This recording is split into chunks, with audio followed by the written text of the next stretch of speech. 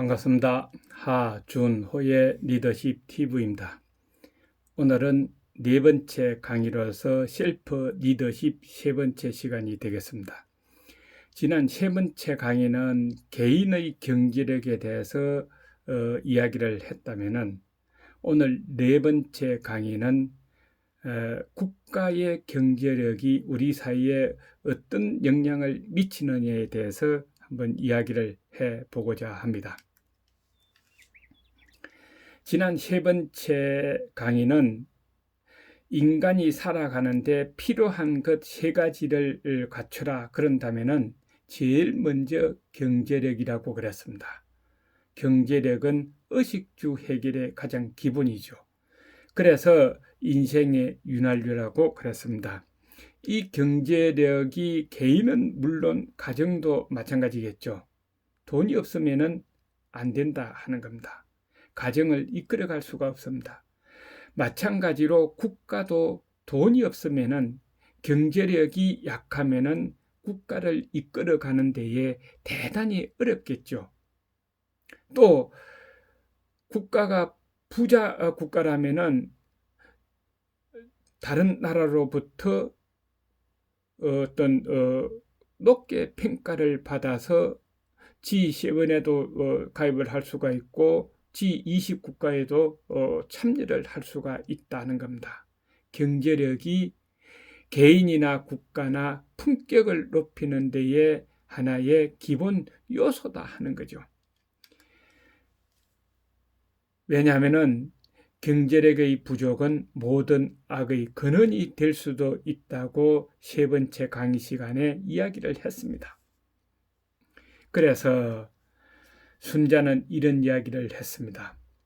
덕으로 다스리면 훌륭한 군주가 되고 무력으로 다스리면 나라가 약해지며 경제력으로 다스리면 나라가 빈곤해진다고 그랬습니다. 어느 한 국가의 최고 책임자, 옛날로 치면은 임금을 말하고 지금을 치면은 대통령을 말하겠죠. 최고 지도자가 자기가 펼치고 있는 시책이나 정책이 국민들의 마음에 들지 않아서 따라오지 않는다고 돈으로 가지고 백성들을 따라오도록 한다면은 그것은 나라가 빈곤해진다는 겁니다. 나라가 빈곤해지면은 백성들도 빈곤해지겠죠. 그래서 백성들은 그것을 싫어합니다. 백성들은 가난을 싫어하고 고난을 원치 않는다는 거죠. 그러므로 정치 지도자는 백성들의 생활을 윤택하게 만들고 또 고난을 없애주고 삶을 풍요롭게 만드는 방법을 강구하고 실천하는 것이 국가 최고 지도자의 책무다 하는 겁니다. 기업은 기업의 최고 지도자의 책무다 하는 거죠. 가정에서는 가장의 책무다 하는 겁니다. 우리는 이것을 한번 생각해 봐야 된다는 거죠. 경제력은 악을 없애고 도덕의식을 향상시키는 근원이 되기 때문에 그렇다 하는 겁니다. 공자께서도 이런 이야기를 했습니다. 가난해지면 세상을 원망하고 다른 사람을 탓하고 부자를 미워한다 하고 이야기했습니다. 자기가 잘못해서 가난하지만은 당연히 자기의 잘못보다는 세상을 원망하고 주변 사람을 원망하고 나라를 원망하게 된다는 거죠. 그래서 어떤 나라든 어떤 조직이든 잘 먹도록 만들어줘야 되는 것이 책무다는 겁니다. 관자는 이런 이야기를 했습니다. 물자가 풍부한 나라에는 아무리 먼 곳에서라도 백성들이 모여들고 사람이 모여든다는 거고, 개발이 잘 된 나라에서는 다른 곳으로 이주하는 백성이 없다. 다른 곳으로 가라 그래도 안 간다는 겁니다. 그만큼 먹고 사는 문제가 제일 중요하다 하는 거죠. 그래서 위정자는, 국가의 최고 지도자는 무엇보다 경제를 중시해야 한다 하는 겁니다.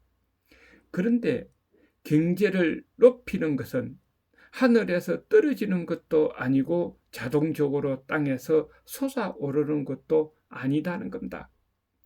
이 경제를 높이는 것은 어디까지나 수단이다는 겁니다.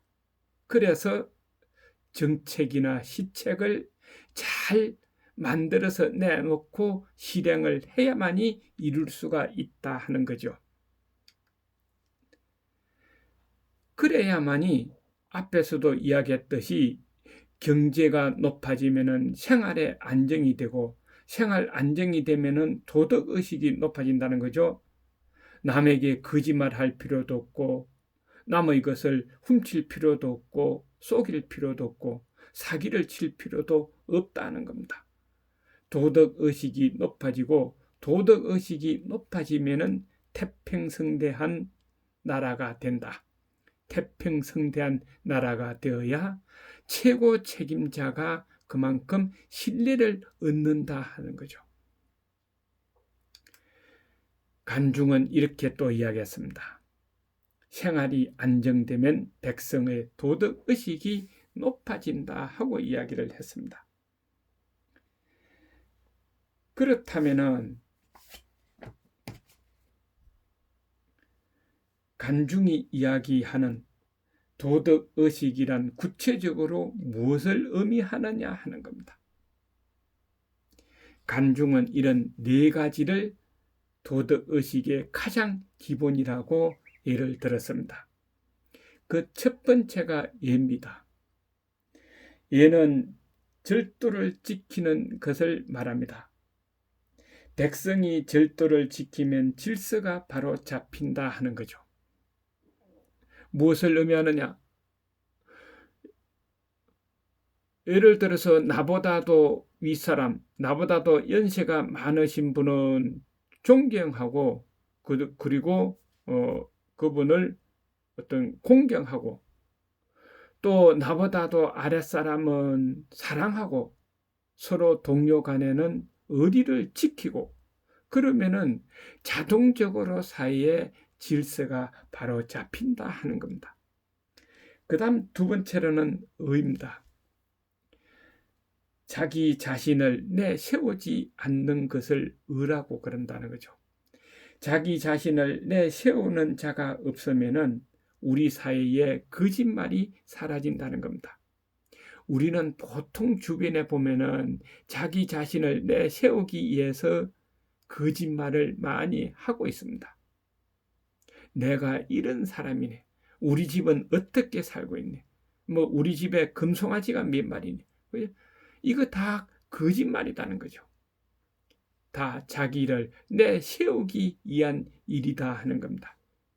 그래서 우리는 보통 저 사람 예의가 있다, 예의가 없다 하고 이야기를 많이 하는데, 예의가 있는 사람은 바로 이 두 가지를 잘 마음속으로 새기고 행동하면은 예의가 있다고 그러는 거고, 이것을 제대로 하지 않으면은 예의가 없다고 이야기를 합니다.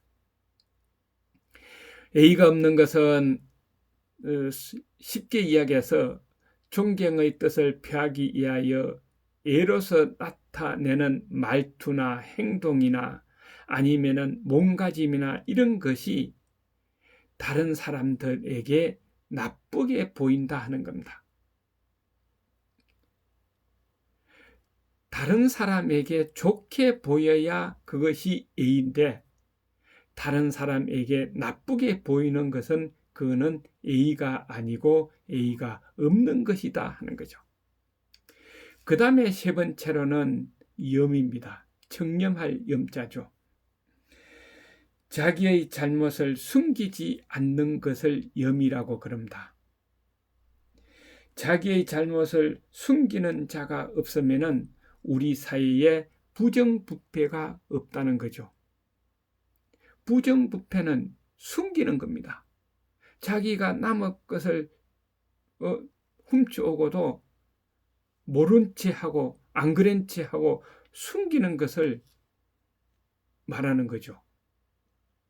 청렴하지가 못하기 때문에 부정부패가 생긴다는 겁니다.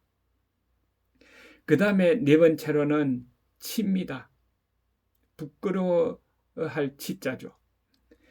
치는 남의 악행을 저지르는데 내가 거기에 동참하지 않는 것을 말하는 겁니다. 남이 악행하는데 나쁜 행동을 하는데 내가 동참하지 않으면은 그 사람도 나중에 나쁜 일을 꾸미지 않게 된다는 거죠. 나쁜 일은 같이 동참해 주는 사람이 있기 때문에 하는 겁니다.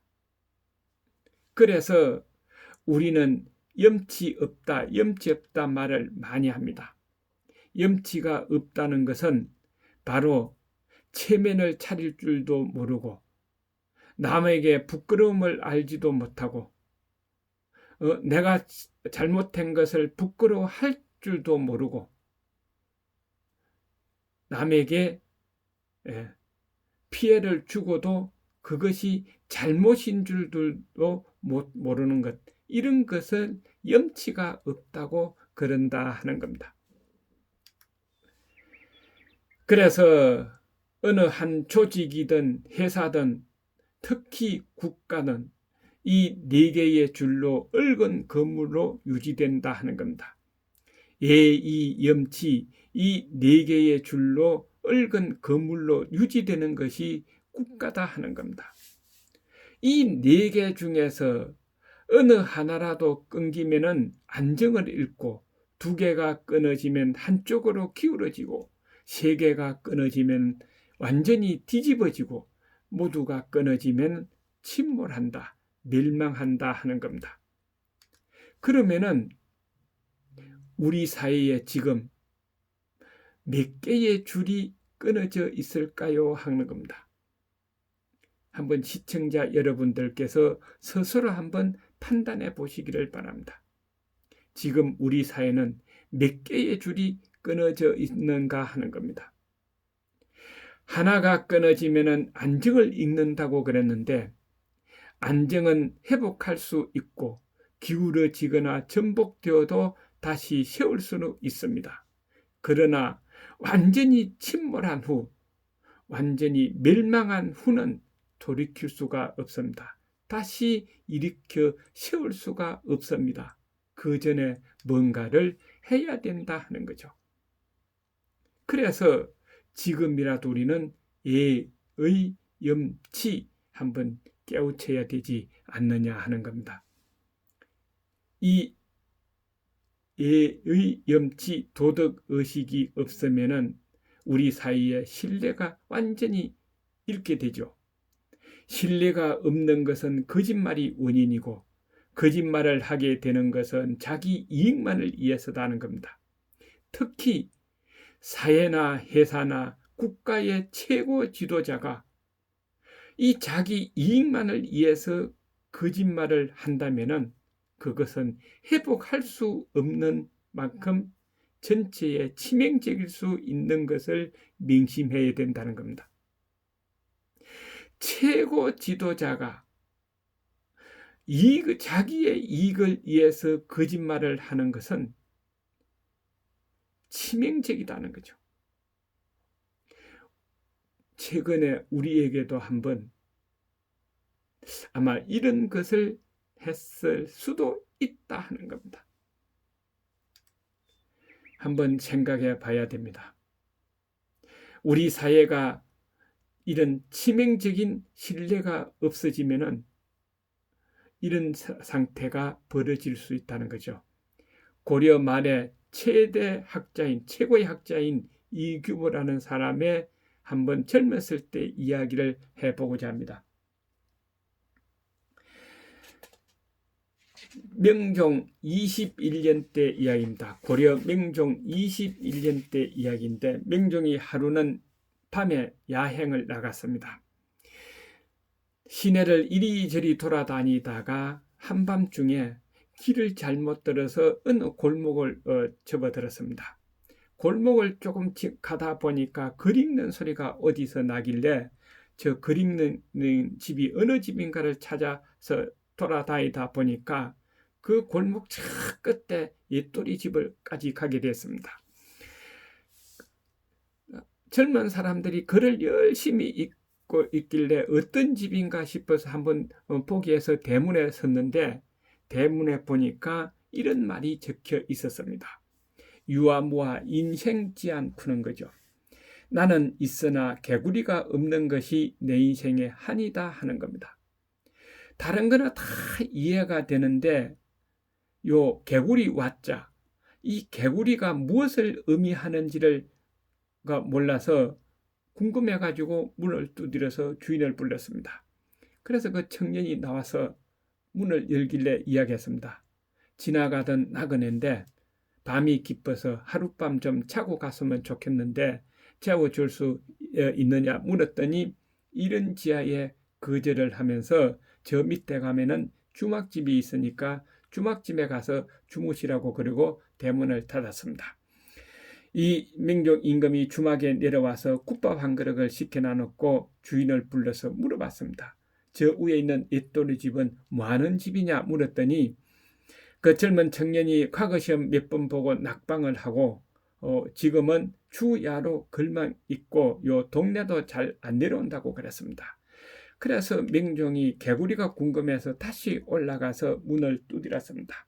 그리고 이제 거짓말을 했죠. 저 주막에 가니까 방이 없더라. 그러니까 하룻밤만 좀 자고 가도록 만들어 달라 하고 사정을 했습니다. 그러니까 이제 문을 열고 들어오라 그러면서 방을 하나 줬습니다. 명종은 글을 읽는 소리가 딱 끝나면은 가서 대화를 하려고 기다렸는데 첫 닭이 울 때까지도 글을 계속 읽어서 이대로 가면은 날이 새겠다 싶어서 첫 닭 울고 나서 조금 있다가 그 젊은 사람이 글 읽는 방을 찾아갔습니다. 똑똑 노크를 하면서 좀 대화를 하자 그랬죠. 그 둘이 앉아서 이야기를 했습니다. 명종이 물었습니다. 대문에 보니까 유아무와 인생지안이라는 말이 적혔는데 개구리가 무엇을 의미합니까? 하고 물었습니다. 그랬더니 그 청년은 이렇게 이야기를 했습니다. 어느 한 마을에 까마귀와 꾀꼬리가 살았는데 하루는 까마귀가 꾀꼬리를 찾아와서 노래자랑을 하자고 제안을 했습니다. 근데 꾀꼬리가 가만히 생각해 보니까 자기가 목소리가 최고로 좋고 노래 최고로 잘한다고 소문이 나 있는데 인간들로부터 목소리 나쁘다고 손가락질 받고 욕하고 돌 던지는 노래하면은 다 싫어해서 돌 던지는데 저 까마귀가 왜 내한테 노래 자랑을 하자 그럴까? 저 의도가 뭔가 의심스러워서 한참 있다가 다시 물었습니다. 언제 할 거냐? 그랬더니 3일 후에 하자고 제안을 했습니다. 그래 이제 안 한다고 할 수도 없고 그래 꾀꼬리가 그러면은 누구를 심판관으로 둘 거냐 그랬더니 까마귀가 두루미를 심판관으로 두자고 이야기했습니다. 꾀꼬리가 생각할 때 두루미 정도면은 우아하고 품위 있고 품격 높고 또 뭔가 두루미 정도면은 깨끗하게 공정하게 잘 할 것 같고 그래서 좋다. 그러면은 3일 후에 노래자랑을 하자 하고 헤어졌습니다. 꾀꼬리는 그래도 노래자랑이니까 그때부터 열심히 연습을 했고 까마귀는 그 이튿날 아침부터 자루 하나를 들고 논두룩을 돌아다니면서 개구리를 잡아서 자루에 집어넣습니다. 저녁 때가 되니까 자루에 개구리가 한 자루 정도 잡았죠. 그리고 한밤중에 두루미를 찾아가서 이야기를 했습니다. 내일 이 노래자랑에 심판관으로 나오시는데 좀 잘 부탁합니다 하고 그 한 자루 잡은 개구리를 두루미에게 주고 집을 나왔습니다. 그 이튿날 노래자랑이 시작이 됐죠. 먼저 꾀꼬리가 부르고 두 번째로 까마귀가 노래를 불렀습니다. 누가 1등을 했겠습니까? 당연히 까마귀가 1등을 했겠죠. 무엇을 의미하느냐? 이 이규보라는 사람은 15세 때, 18세, 20세 때에 가그 시험을 봤는데 다 낙방을 했습니다. 그래서 어떤 사람이 장원급제를 했고 어떤 답을 써서 장원급제를 했는가, 그 장원급제 답안지를 붙여놓은 걸 이렇게 쭉 봤는데 자기보다도 훨씬 못하더라 하는 거고, 장원급제한 사람이 어떤 사람인가 봤더니 다 대신들의 자녀고, 아니면은 친척들의 자녀고, 아니면은 대신의 친구들의 자녀더라. 그러니까 다 빽이 있어야 된다는 거죠. 빽이 있어야 된다. 그래서 그 다음부터 실력보다는 빽과 줄이 있어야 된다. 뇌물이 있어야 된다는 걸 알고 가그 시험을 안 보고 이렇게 공부만 하고 있다고 이야기를 했습니다. 그러니까 명종이 가만히 듣다가 그러시냐고, 나도 가그 시험 몇 번 떨어지고 전국 여행이나 하기 위해서 이렇게 나그네로 돌아다니고 있다. 그런데 지금 여기 와보니까 얼마 후에 별가 시험 본다는 소문이 있는데 우리 마지막으로 딱 한 번만 보자. 그랬더니 이규보 씨가 벌써 그 방이 붙었고 소문이 나면은 장원급제부터 벌써 다 정해져 있기 때문에 봐야 아무 소용이 없다고 거절을 했습니다. 그런데 명종은 사정을 했습니다. 그래도 한 번만 보고 그리고 떨어지면은 그 다음에 우리 둘이 같이 다른 걸 한번 생각하고 다른 일을 하자 하고 이야기를 했습니다. 그래서 이규보 씨를 가서 등록을 했습니다. 등록을 하고 가그 시험 보는 날 가그 시험을 보러 갔죠. 그리고 한참 있다가 이 가그 시험 문제가 딱 열리는데 문제를 보니까 유아무와 인생제한이라는 문제가 딱 났습니다. 이규보 씨가 깜짝 놀라서 단상을 보니까 위에 시험 감독관이 지난번에 자기하고 대화를 나눴던 임금이더라 하는 겁니다. 누가 장원급제 했겠습니까? 유아무와 인생지하는 이규보밖에 모릅니다. 그래서 이규보는 22살에 장원급제를 해서 고려 말에 대학자로 남은 사람이 이규보였다 하는 겁니다.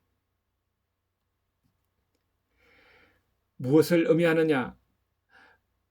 백성은 우애를 신뢰하지 못하면은, 백성은 정치 지도자를 신뢰하지 못하면은 사회는 서서히 무너지기 시작한다 하는 거죠. 자, 그래서 순자는 이런 이야기를 했습니다. 군주는 배와 같고 백성은 물과 같다.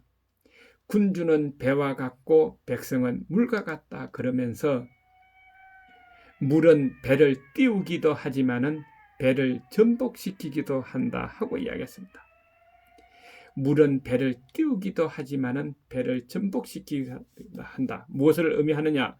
백성들은 최고 지도자를 흔들 수가 있다는 거죠.